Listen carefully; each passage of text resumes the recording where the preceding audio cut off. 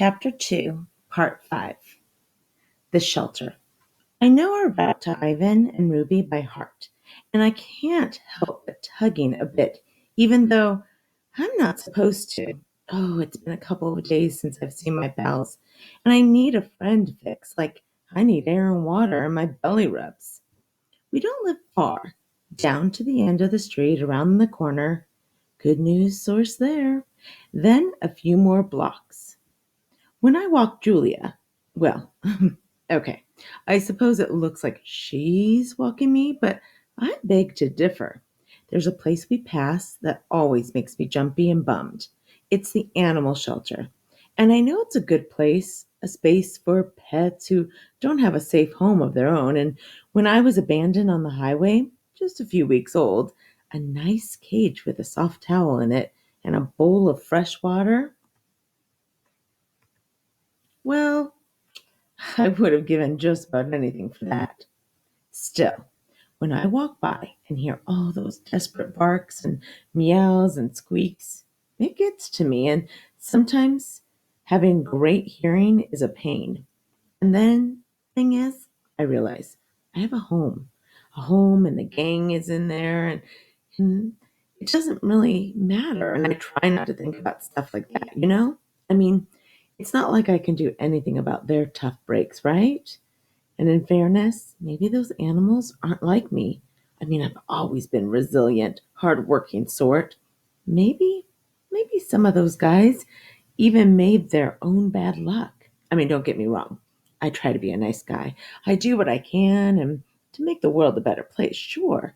Chat with the guinea pigs, lick the strawberry jelly off Julia's hand. I mean, do my wag and dance when the rents come home to make 'em feel good. You scratch my back, I scratch yours. But it's like I said before, you gotta look out for numero uno. Guess that's why the shelter harshes me my mellow. It's just, I'd rather not have to hear those guys every time I walk by. Makes me sad. Reminds me of the bad old days. So I knew this guy back when I hung out at the mall with Ivan and Ruby. Nice dog named Julius. Basically mutt. Maybe some lab or golden in there, but somewhere. He'd done some hard time at a couple of shelters. One of those dogs, had seen more than his share of the bad stuff of the world, and it can throw your way. One ear bitten up, scars, a limp. Well, Julius lived in his backyard, winter, spring, summer, fall, chained up mostly. Flies on his food, empty water bowl way too often. Still, he always had a nice word to say when I passed him on my daily rounds, checking out the neighborhood trash can.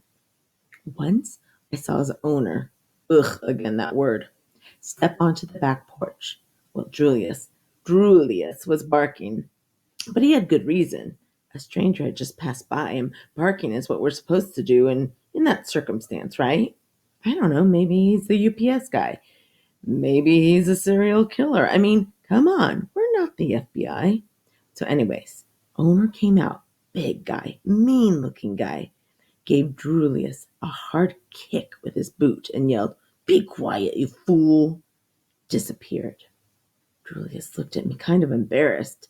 I mean, we kept talking, and a few minutes later, the owner came out again, put some towels on a line.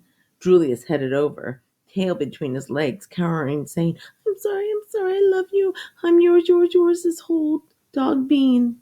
Guy completely ignored him, headed back inside. He's having a tough time," said Julius, when the guy was gone. I said, "He's a jerk," I said, because really, subtlety is not my strong point. No. He loves me. He does. He has a funny way of showing it. Humans, said Julius, licking a sore on his leg. You know how they can be. Do I ever? But we gotta stay true, love them, forgive them. I thought about that. I thought about it a lot. Why, though? I finally asked. Why do we have to forgive them? Well, Julius looked shocked and then confused, as if I just asked him why cheese tastes good, and I don't know, it just does. Well, that's just the way it is, he said. That's what we do, Bob. I started to reply, but I managed to hold my tongue, which is not easy for me. I mean, it's a very long tongue with a mind of its own. There was no point in making Julius feel worse than he already did. Later that morning, I found a half of a turkey sandwich. I gave the whole thing to him. Okay, I mean, I had a little taste first, but still. Seems like forgiving humans is just one of those doggy things we're all supposed to do. You know, like having dog bed. It's written in our canine souls. Well, somehow I didn't get the memo. The one that apparently went out to every other dog on the planet about forgiveness. I mean, why should I forgive the humans who tossed me and my siblings out into the night? When you forgive, you lose your anger. And when you lose your anger, you get weak. And when you're weak, you can get hurt all over again. By the time we reach the park, the sky is definitely in a bad mood. Gray clouds galloping like panicked horses, and the nervous scent of rain on the way. You know, the kind that makes you antsy in your own skin. So when we get near the employee entrance, I hop into Julia's backpack like we always do. We enter through the special gate where George shows his ID, checks in, and says hi to the staff. Pets dogs aren't allowed at the park. Foxes, wolves, my dog's cousins? Yes, they are. But in my opinion, even though they're technically part of my extended family, they're nothing like dogs. Only dogs have perfected the art of human watching. The smartest thing we ever did was figure out how important the human gaze is.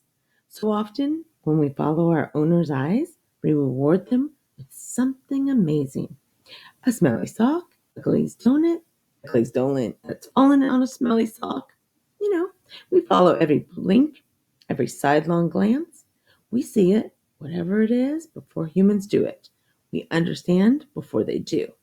And if there's a glazed donut involved, we eat it before they do. So now it's mid morning. Still pretty early. I mean, there aren't many visitors around yet. And we've got a meeting in 20. George tells a couple of workers, Hank and Sonia, who groan, just a quick one, going over the contingency plan one last time in case there's any flooding. During the last hurricane, a small part of the park flooded, mostly near Reptileville. George helped move cages. He came home smelling like cottonmouth and copperheads. Ugh, it was all I could do not to get sick. All right, well, Weather Service just issued a tornado watch, Hank says. I thought we were going to have a hurricane, Julia says. Well, we are, Gus, but sometimes tornadoes are spawned during hurricanes, George explains. Julia frowns. But a watch means maybe, not for sure, right? Oh, yeah, but I want you to head home, George says. You know, just in case. Please, Dad, just 10 minutes, Julia says. She's using the special voice she reserves for moments when she really, really wants something from her parents. I guess kids manipulate their moms and dads the same way dogs manipulate humans.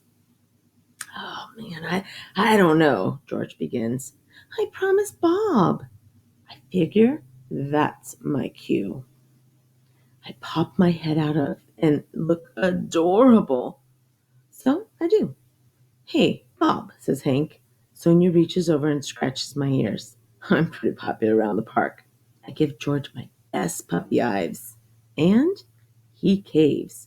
All right, 10 minutes tops, he says. Meet me back here. Puppy eyes. Works every time.